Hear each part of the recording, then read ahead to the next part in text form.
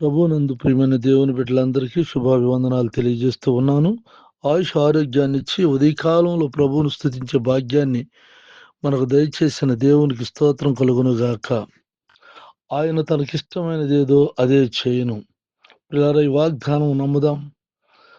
దేవుడు మీ ప్రతి అవసరతల అక్కర్లను తీరుస్తూ తన ఇష్ట ప్రకారంగా సమస్తం కార్యాలను మీ పట్ల జరిగిస్తూ తన కృపలో నడిపించునుగాక.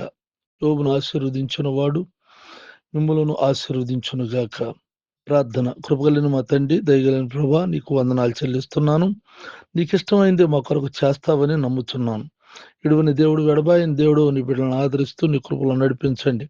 ఇంట్లో నుండి బయటకు వెళ్తున్నా, బయట నుండి ఇంటికి వస్తున్నా నీ భద్రతలో ఉంచండి. వారి చదువుల్లోను, వ్యాపారం, వ్యవసాయం, ఉద్యోగాల్లో నువ్వు తోడుగా ఉండి సహాయం చేయండి. సంతానం లేని వారికి సంతానం దయచేయండి.